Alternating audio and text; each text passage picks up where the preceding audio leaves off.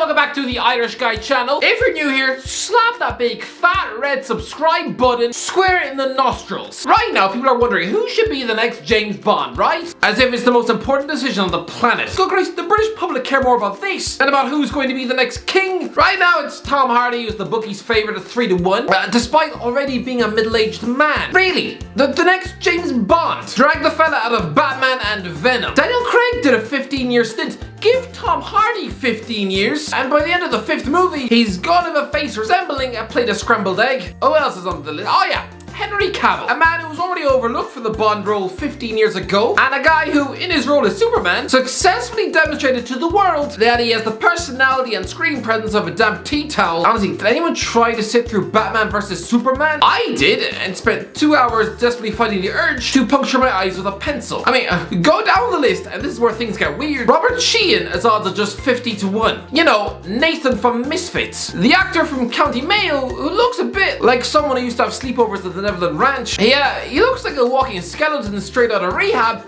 who hasn't had a shower in 18 months. He looks like the modern day Matthew Perry. Oh yeah, that's what you want from your next James Bond. Someone who constantly smells like a mixture of sweat and broccoli. The guy who was listed 41st in the Irish Times list of Ireland's greatest film actors. Is that something to be proud of? Listed 2 places below the chubby policeman out of Bridesmaids? Oh yes, that's your new James Bond. Somebody that looks like a bad wax imitation of Russell Brand at Madame Tussauds. I mean, apparently Jonathan Rhys-Meyers is a worthy shout. What, you mean the creepy looking football coach from Bend It Like Beckham 20 years ago? When I watched that movie, I didn't think next James Bond. I thought next Adam Johnson. Who else? Kit Harington? I'm sorry.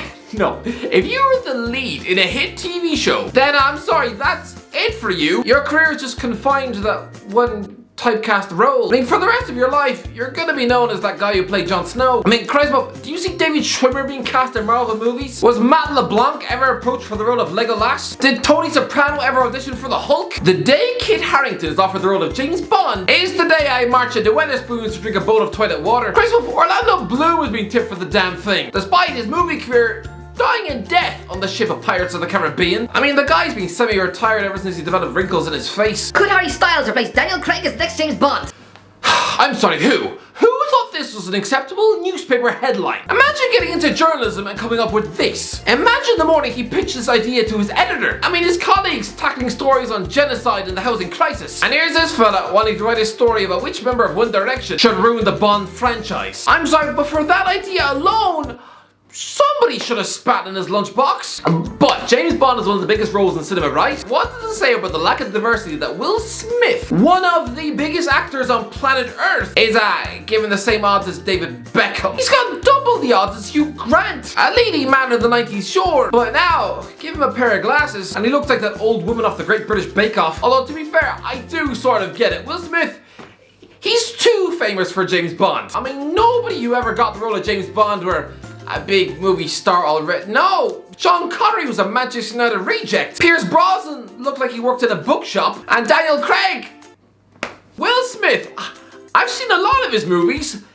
Can't remember the name of a single character that he played. When I watch I Am Legend, I don't think Dr. Robert Neville. No, when I watch his movies, I think that's Will Smith. Yes, so yeah, probably not a good idea to give the role of James Bond to The Fresh Prince of Bel-Air. But Christ above, the way the media is going these days, you just know we're soon gonna have a James Bond made of Lego. A clunky, stiff, awkward Bond who clearly doesn't have a knob. Well, maybe they should have given it to Harry Styles after all. The next James Bond should be a woman, says Sir Keir Starmer. Next 007 should be a woman, says Bond star Pierce Brosnan.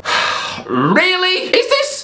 Is this actually happening? I think we've watched the guys do it for the last 40 years, said the 66-year-old. Get out of the way, guys, and put a woman up there, he added. No, don't believe him. Do not believe Pierce Brosnan. I'm convinced this is just an example of him being bitter towards the franchise after they dumped him over a phone call in 2004. It's like being fired from your night job at Pizza Hut. You'd probably like the person who replaces you to accidentally burn down the kitchen. Clearly this man's already admitted he is bitter towards James Bond. Clearly he wants to see the character crumble and die. And I'm sorry, that is exactly what's going to happen if you give the role to Kate Blanchett or Emily Blunt. First of all, Vogue suggested giving this role to David Beckham's wife. I mean, what? Oh, give me a reason why a woman can't be James Bond. Maybe Maybe because his name is James? Ian Fleming is the guy who created this man. I mean, this isn't the author of Harry Potter who turns around every 6 minutes and suddenly pretends that Neville Longbottom was black, or that Dumbledore used to frequent gay nightclubs in Devon, or that Hedwig the Owl was pro-abortion. Anything to move with the times and score points, right? Considering the author of James Bond is dead, do you really think it's fair to give the character a sex change without his consent? No, people don't realize James Bond was a real person. Ian Fleming named him after a Caribbean bird collector. And he looked like this. He looks like a cross between a boarding school headmaster and someone who ate his entire family with a spoon. Ozzy, does that look like a suave MI6 operative? No, again, he looks like someone who's just chewed off his sister's ear. I have absolutely no problem with you creating a spy film starring a female lead. Sure, absolutely fine, go for it. But don't lazily give an already existing iconic male character like James Bond a sex... What? I mean, why stop there? Why not reboot Spider-Man as a woman? Why not give Batman a uterus? Okay, fine. How about Bridget Jones' Diary starring Jonah Hill? Would you like that? No, it would be about as funny as mouth ulcers. If Johnny Depp doesn't come back for the next Pirates of the Caribbean movie, are you gonna give the role of Captain Jack Sparrow to Whoopi Goldberg? For the upcoming Lord of the Rings TV series, are you gonna give the role of Bilbo Baggins to Judi Dench? I mean, why not reboot the Godfather trilogy? Except this time, Vito Corleone, played by Helen Mirren. Write your own female characters. Don't piggyback on an already existing male character franchise. Don't just shove James Bond into a dress and high heels. How lazy and unoriginal is that? Can you imagine if Quentin Tarantino, instead of sitting down and pulling some brain muscles to come up with a script of Kill Bill, instead just wanted to make a female James Bond starring Uma Thurman? No! That is just ridiculous. I mean, I'm not against James Bond going left field. Right, well, I'd love to see the role go to Peter Dinklage. Sure, you wouldn't be able to see over the steering wheel of his Aston Martin. Sure, you'd have to order a martini at the bar sitting on a pile of cushions. And sure, it might be a bit of a stretch to imagine him as a covert super spy when he's no bigger than a toilet. But why not? Why not be a little different? I mean, we even had 3 James Bond films starring Mr. Bean.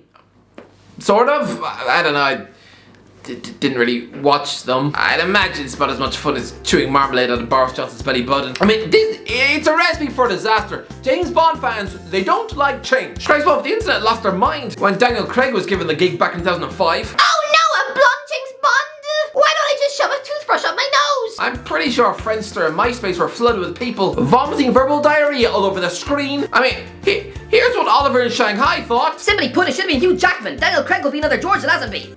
Hugh Jackman? What, the guy made famous for playing a human wolf? Somebody tell me how you get from one to the other. This is bizarre. What the heck? It just ain't right, I tell ya. If it's true, it's not the news I was hoping for. I wanted a return for Pierce, or either Clive Owen or Christian Bale. Yes, I know he's Batman. I have my suspicions that this is a smokescreen. Craig is Bond. This would mean a horrible, horrible prospect. As someone known elsewhere, that means on a 3-picture deal, we are stuck with him until at least 2012. Yeah, try and tell this internet nerd, who was clearly 45, still living in his mother's basement, was tucking into his 3rd jar of peanut butter for the day. Tell him that actually, you'd be stuck with Daniel Craig until 2021. I know, he'd probably rip out his own teeth. Daniel Craig does not have the handsome, dashing looks of a previous James Bond. I don't like any of the choices. I was hoping that Pierce Brosnan would make one more Bond movie. What a lousy choice. Says Sue May in Texas. Yeah, everyone was furious about picking a blonde James Bond. Good Christ, can you imagine the next one was ginger? Can you imagine the role going to Rupert Grint? Someone who looks like he probably eats a bowl of Freckles for lunch. I think the internet database might actually just melt into wet butter for good. Missed the mark. Pierce lives in Hawaii and is still competent. McGregor and Law would have been better choices. Yeah, apparently Jude Law was a front runner. Before everyone realizes that, yeah, while he might have been a good looking young man, he actually had the acting skill of a burnt sausage roll. Honestly, look at this guy's CV. His filmography is just a who's who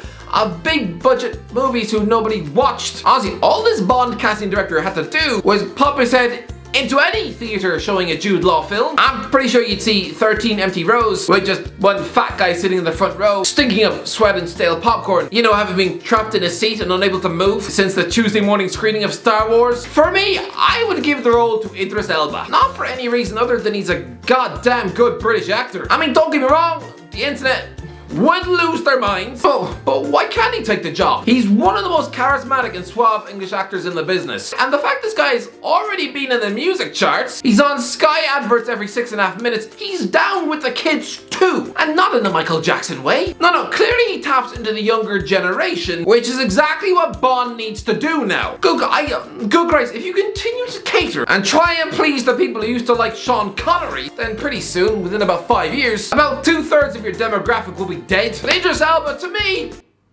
he is the next James Bond.